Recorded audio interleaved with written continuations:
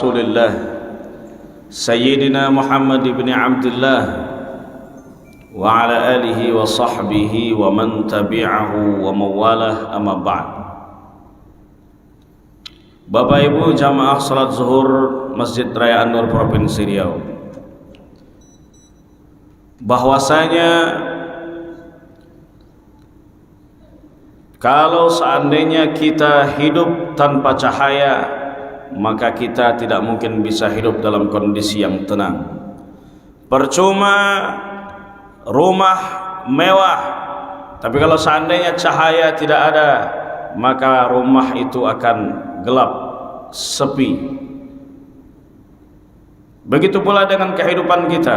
Oleh sebab itu, petunjuk cahaya bagi seorang hamba tidak lain adalah petunjuk yang dibawa oleh baginda Rasulullah sallallahu alaihi wasallam. Petunjuk itu adalah Al-Qur'an. Sebagaimana Allah Subhanahu wa taala berfirman, "Ya ayyuhan nasu qad ja'akum burhanun min rabbikum wa anzalna ilaikum nuran mubina." Wahai manusia, telah datang pada kalian burhan. Burhan adalah bukti yang nyata. Dijelaskan oleh Imam Al-Qurtubi di dalam tafsir beliau, yang dimaksud dengan burhan adalah baginda Rasulullah sallallahu alaihi wasallam. Wa anzalna ilaikum nuran mubina, dan telah kami turunkan kepada kalian cahaya yang nyata. Cahaya di sini kata Imam Mujahid, murid daripada Sayyidina Abdullah bin Abbas radhiyallahu anhuma, salah satu tabi'in yang pakar di bidang tafsir, yang kita sering jumpa namanya di tafsir-tafsir Al-Ma'thur. Kata Imam Mujahid, yang dimaksud dengan nur, cahaya di sini adalah Al-Qur'an. Oleh sebab itu, kalau kita jauh dari Al-Qur'an, maka kita akan mendapatkan kehidupan yang sangat sulit sekali. Allah Subhanahu wa taala berfirman, "Wa man a'rada 'an dzikri fa inna lahu ma'isyatan dhanka." Siapa yang berpaling dari az-zikru, siapa yang berpaling dari Al-Qur'an. Jadi makna az-zikru di situ adalah Al-Qur'an.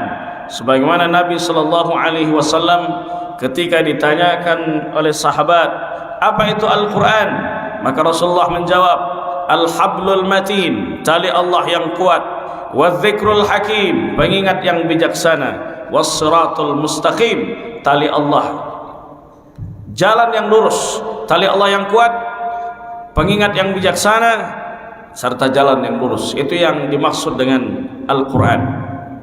"Inna nahnu nazzalna dzikra wa inna lahu lahafizun." Kami yang turunkan Al-Qur'an, dan kami pula yang menjamin penjagaan bagi Al-Qur'an. Nahnu, di situ ada kalimat nahnu. Kenapa Allah menggunakan kalimat kami? Kata para ulama tafsir, pertama lit ta'zim, untuk mengagungkan zatnya. Yang kedua tidak lain adalah menggunakan nahnu di situ Allah melibatkan makhluknya dalam penjagaan Al-Qur'an, dari mulai penghafalannya sampai pembukuannya menjadi sebuah mushaf pada masa Sayyidina Abu Bakar Siddiq, dan disempurnakan pada masa Sayyidina Utsman bin Affan. Siapa yang berpaling dari az-zikru, berpaling dari Al-Qur'an, baginya kehidupan yang sempit, baginya kehidupan yang sulit, baginya kehidupan yang jauh dari ketenangan. Bapak Ibu yang dirahmati Allah Subhanahu wa taala, oleh sebab itu kita boleh marah ketika Al-Qur'an itu diolok-olok, dibakar, diejek oleh orang-orang yang tidak bertanggung jawab. Tapi kita pun harus marah ketika diri kita melecehkan, meninggalkan Al-Qur'an. Itulah kekhawatiran Nabi. Nabi curhat di hadapan Rabbnya, yang ayat itu, curhat itu diabadikan di dalam Al-Qur'an. Apa kata Nabi? "Ya Rabb, inna qaumi ittakhadhu hadzal Qur'ana mahjura." Ya Allah, umatku menjadikan Al-Qur'an sebagai barang yang sia-sia, sebagai barang yang tidak berharga lagi. Ayat ini ditafsirkan oleh Imam Ibnu Katsir di dalam tafsirnya Al-Quranul Azim. Apa kata beliau? Idza tuliya alaihimul Quran fa'aktharu al-kalam hatta la yasma'uhu fahadha min hijranihi. Kata Imam Ibnu Katsir, kalau dibacakan Quran di tengah-tengah mereka, ayat-ayat Allah baik dibacakan secara tartil atau dibacakan secara tahajji, dieja, lalu mereka sibuk dengan obrolan mereka tak mau mendengarkan isi kandungan daripada Al-Quran yang dibacakan, maka itu bagian daripada pelecehan terhadap Al-Quran. Tarku al-imani bihi wa tasdiqihi min hijranihi, meninggalkan keimanan, kepercayaan terhadap Al-Quran, keyakinan terhadap Quran, bagian daripada pelecehan terhadap Al-Quran. Tarku tadabburihi wa ilmihi min hajril Quran, meninggalkan tadabbur terhadab Al-Quran, ilmu-ilmu yang ada pada Al-Quran, termasuk ilmu tafsir, ilmu ta'wil, ilmu asbabin nuzul, dan ilmu tajwidnya, ahkam tajwidnya, bagian daripada pelecehan terhadap Al-Quran. Adapun yang mengenai asbabun nuzul tafsir, mempelajarinya adalah fardu kifayah. Fardu kifayah itu idza qama ahadun saqata ba'dun akhar. Kalau ada yang sudah mengerjakan, gugur kewajiban yang lain. Jadi ada pakar-pakar yang membidangi tersebut. Sedangkan hukum tajwid, semua wajib mempelajari daripada Al-Quran tersebut. Wajib mempelajari daripada hukum bacaan Quran. Sebab kalau seandainya kita salah dalam membaca, maka dosa, berubah bacaan, berubah pula makna. Imam Ibnul Qayyim Al-Jauzi menambahkan, adamul istishfa'i bihi min hajril Quran, meninggalkan pengobatan dengan Al-Quran bagian daripada pelecehan terhadap Al-Quran. Sekarang orang fokus dengan obat-obatan kimia, dia tinggalkan obat-obatan daripada Al-Quran. Padahal Allah Subhanahu wa taala menegaskan, wa nunazzilu minal Qur'ani ma huwa shifaa wa rahmatul lil mu'minin wa la yaziduz zalimina illa khasara. Kami turunkan Quran itu sebagai syifa, sebagai obat, baik obat secara zahir maupun obat secara penyakit batin.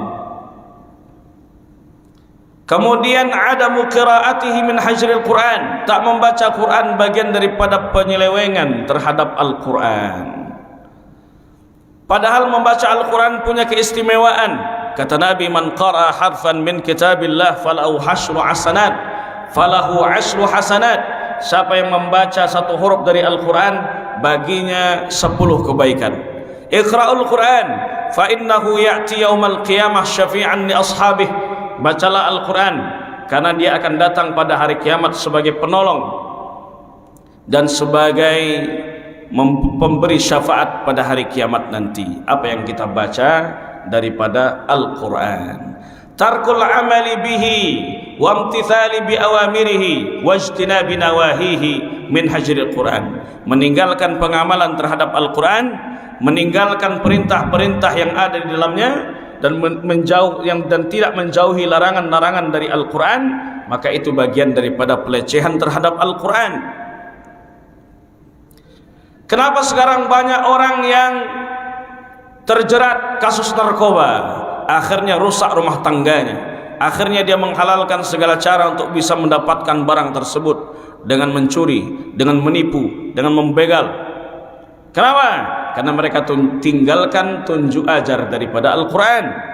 Sedangkan Al-Quran menegaskan, innamal khamru wal maisiru wal ansabu wal azlamu rijsun min amali syaitan fajtanibuh, bahwasanya khamar bagian daripada pekerjaan syaitan, meminum khamar yang sejenisnya tidak lain adalah narkoba. Kenapa orang membunuh ayahnya sendiri, membunuh tetangganya, membunuh satu sama lain, seolah-olah nyawa amat sangat murah? Karena mereka tinggalkan petunjuk yang ada di dalam Al-Quran. Man qatala nafsan bighairi nafsin aw fasadin fil ardi faka'annama qatala an-nasa jami'a. Quran sudah memberikan isyarat, siapa yang membunuh satu nyawa maka dia seolah-olah telah membunuh seluruh umat yang ada di dunia. Kenapa banyak orang yang mencuri harta rakyat, tidak menegakkan keadilan, tidak menjalankan amanahnya? Karena mereka tinggalkan petunjuk yang ada di dalam Al-Quran. Innallaha ya'muru an tu'addul amanat ila ahliha wa idza hakamtum bainan nas an tahkumu bil adl. Tegakkan amanah, laksanakan amanah, dan tegakkan keadilan. Itu yang menjadi tunjuk ajar di dalam Al-Quran. Makanya ketika ditanyakan kepada Aisyah, apa akhlak Nabi? Kana khuluqul Quran. Akhlak Nabi adalah Al-Quran. Bukan maknanya Quran itu ditenteng kemana-mana, tapi pada hakikatnya maknanya adalah semua aspek yang ada di dalam Al-Quran ada pada diri baginda besar Muhammad sallallahu alaihi wasallam. Kalau seandainya orang tua kita sedang berbicara, memberikan petuahnya, memberikan nasihatnya, lalu kita tak mau mendengarkan nasihat tersebut, itu pelecehan terhadap orang tua. Kalau seandainya guru mengajar dengan penuh khidmat, dengan penuh keikhlasan, supaya anak didiknya menjadi anak yang cerdas, anak yang saleh, anak yang bermanfaat, lalu kita sibuk dengan obrolan kita, tak mau kita dengarkan apa yang disampaikan oleh guru, itu pelecehan terhadap guru. Bagaimana kalau seandainya yang berbicara itu adalah Tuhan yang menciptakan kita, lalu kita abaikan petunjuk-petunjuk yang ada di dalamnya? Oleh sebab itu kita mesti membumikan Al-Quran dalam diri kita, terutama ketika kita berjumpa dengan bulan Ramadan, bulan di mana diturunkannya Al-Quran. Terima kasih atas segala perhatian. Mohon maaf atas segala kekurangan. Wassalamualaikum warahmatullahi wabarakatuh.